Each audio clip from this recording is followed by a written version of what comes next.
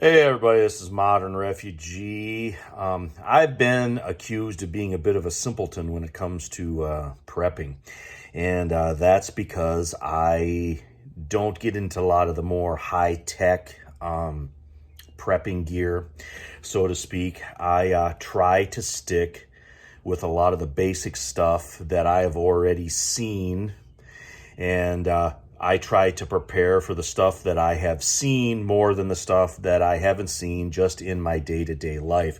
I mean, the definition of a professional are those who do the basics well, consistently over and over again. So I try to cover that basic stuff.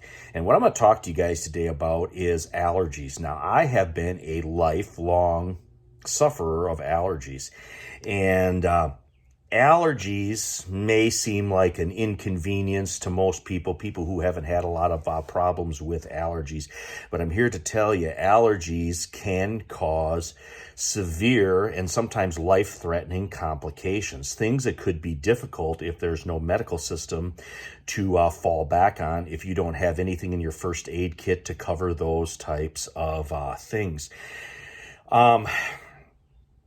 The basic stuff, I'm going to start with the over-the-counter stuff. Your over-the-counter medication for allergies is sort of a preventative measure. You take that stuff, when you think you're going to be exposed to whatever the allergens are. And I'm talking about stuff like, Claritin and Benadryl. These are things that should be in every prepper's first aid kit, and you should have a lot of them stored up because whenever there's a big pollen outbreak or something like that around me, the Claritin is wiped right off the shelf in most of the places. Zyrtec, that kind of stuff.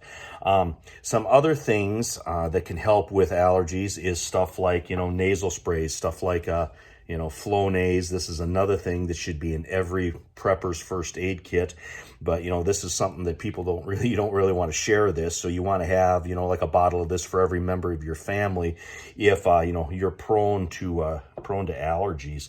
Stuff like hydrocortisone cream, Benadryl cream, anything topical, calamine lotion for anything that would be outbreaks that you would have. You're a severe case of poison ivy. I'm also very allergic to poison ivy. A severe case of poison ivy, if that gets infected, you can have a lot of problems. Some of the complications with regular type allergies that start out with just like a cough or a sniffle or a runny nose or whatever, things like ear infections, sinus infections, bronchitis, pneumonia, that all can start as some type of allergic reaction because, when you get that inflammation in your ears and in your sinuses, your body's natural ability to drain itself, when those tubes and everything swell shut, that stuff can't drain, and that's a breeding ground for the bacteria that already exists in you, and that's when infections develop. And then you got another problem. You got the allergies, you got the symptoms with that. Now you develop an infection. In an SHTF, there's no system. How do you reverse that? How do you get back? Now you need antibiotics. You need a lot more stuff.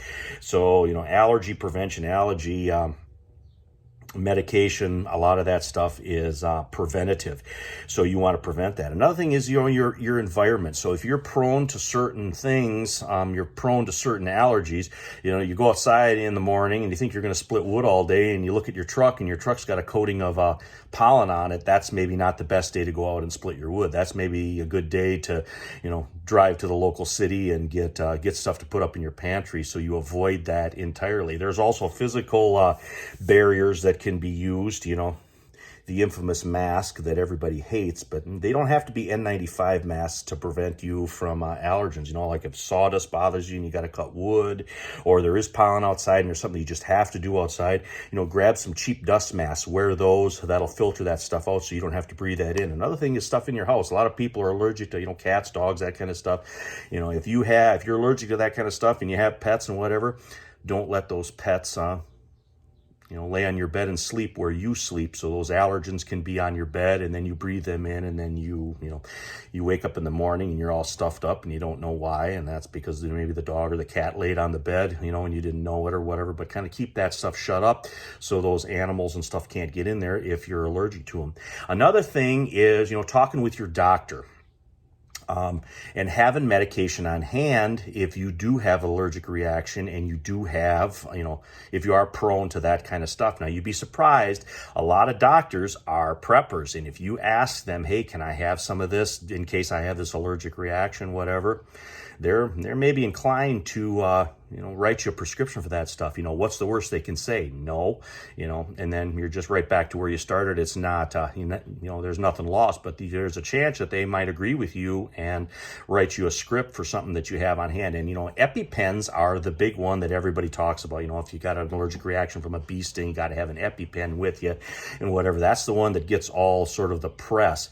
But probably in my experience, the most commonly prescribed medication for an allergic reaction is prednisone. Those little pills that goes, 6, 5, 4, 3, 2, 1. And I've actually asked my doctor if I can have some spare prednisone on hand because of my severe poison ivy reaction that I have. So, they're inclined to write me a script. So I have some of that in my first aid kit because, I do a lot of outdoor activities. As you can tell from my channel and stuff, I'm always outside doing something. So if something would happen and I can't get to a doctor right away, I still have the means to take care of that medically.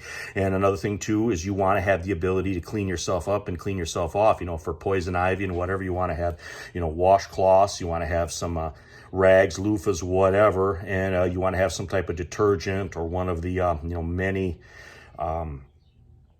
poison ivy preventative washes and that kind of stuff. You want to have that handy, so if you are exposed, you can know right away, you can go and you can wash yourself off, so you don't have to run into those things. But allergies is something on prepping channels, again, I never hear anybody talk about, but because allergies can develop into something a lot more severe than just, sneezing or coughing or something, they can actually develop into something pretty serious. It's good to have that stuff on hand so you have it, and then of course there's always shortages and stuff, and there's, medication that comes from overseas and active ingredients that come from overseas. You don't know how long that stuff's going to be available or when there's going to be a run on it or whatever. So it's good to get that stuff into your first aid kit now so you have it if something happens where the medical system isn't available to you. But anyway, these are just some tips and tricks, some things that I store here, some things that I do. Just share that knowledge with you guys so it can help you out. Anyway, this is Modern Refugee. Appreciate all my subscribers out there. Hope you guys always get a little information, a little entertainment out of my videos to help you out. We're all one big community in the preparedness world. It's always good to share our knowledge with others, and you guys have a good one.